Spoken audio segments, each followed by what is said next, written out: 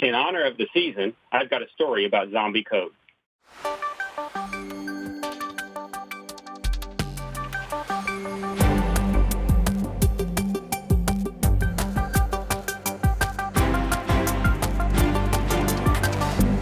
Hey, John, I understand you're looking at a story about a kind of long-forgotten networking protocol that's still being used and maybe has some vulnerabilities?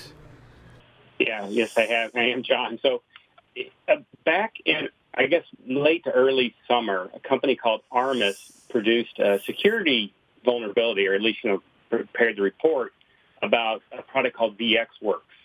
And, they were, did the due diligence. They did a great job of reporting this VxWorks vulnerability and didn't think anything, more other than VxWorks was impacted.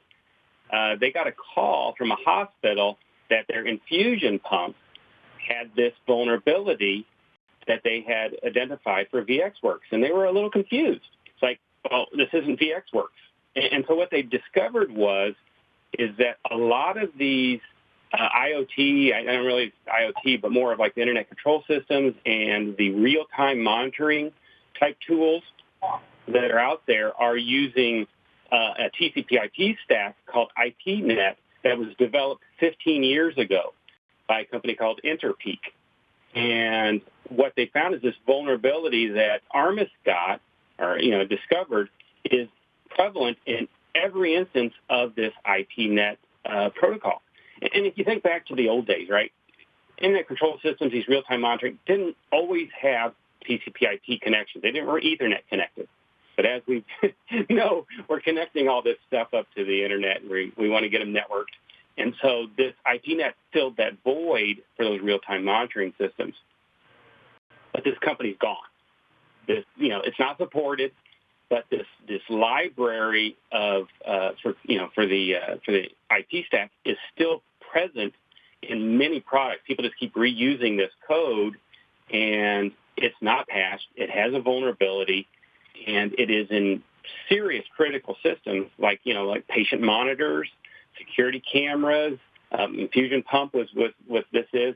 And so there's really no fix for it because this company doesn't exist, nor does any support for this product exist. It's kind of scary, and I think of this as zombie code, appropriate for this time of the year, in that, we have these libraries like this one, but also things like OpenSSL, some of the Adobe stuff. There's people do these libraries that either are older or non-supportive and include them in their products, and then they don't think to ever patch them because, they may patch their product, but they don't update or patch the library, nor do they even look for it sometimes. I think that this actually at DEF CON this year, they did some study at the Biohacking Village on this particular issue and found that, it's tons of this IPNet vulnerabilities in many products.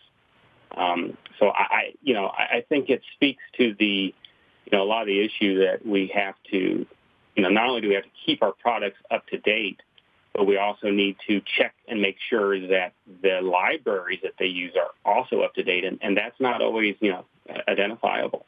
In this case, when you look at this thing, you got to figure out who ultimately owns this problem, right?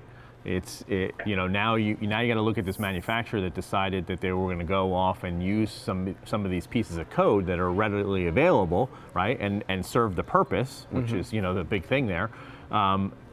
So now who owns that responsibility? I mean, I would think that if you decided to include that code into your device, that you've now, in essence, bought into it, right? You now own it. You now have to go figure out how I keep this stuff up to date. Right. And find some alternative or whatever that actually is still supported that can meet the same networking communication needs that you need to do there. Right. Right.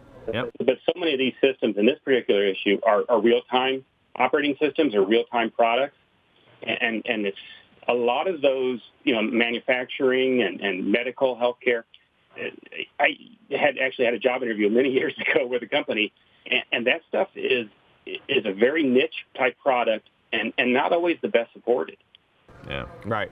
Yeah, and that's the thing. Even also for all the embedded or all the devices deployed out in the field with this this software package or this vulnerability for this networking protocol, even if there was a patch for it, like deploying that patch, there probably isn't a good means to do it. Same way with a lot of like legacy equipment of these embedded type things, even the routers we were talking about earlier.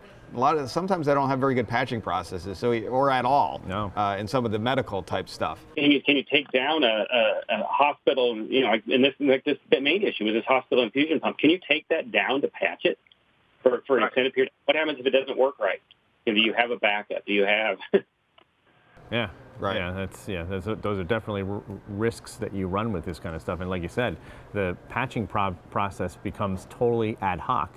You can't just go and just say, oh yeah, on this night when the hospital we're going to push updates to everything. You probably don't even know where they are, Right. And there's no means to do that, even if you did know where they all are. You have to have some massively coordinated effort where you have physical people running around hospitals with thumb drives, right? Right, doing it one by one, right. Well, and that's real good, Manny, to even say that, because you still think that, especially like internet control systems that may have this, or some of these real-time systems, the networking that connects to them is not always the most stable to begin with. So there's a lot of that work that is done with thumb drives and direct access. I guess they're going to have to figure out what to do here. My thought would be you got to come up with a new product and probably replace a lot of this stuff that uses these legacy libraries. Unless somebody out of their good nature of their heart is going to figure out a way to patch it all, write a patch for those libraries and then deploy it out of the goodness of their heart to the world. If you're running these type of devices, you should be running sort of code reviews against them on some periodic basis, so doing some sort of audit. We're talking about code review audits where somebody is literally taking line by line of code and making sure that they understand what's inside this code, what kind of libraries it is actually using, and ensuring that there's basically a table of contents of this code contains all these different libraries, and we should be paying attention to whether patches are being shown for these particular libraries.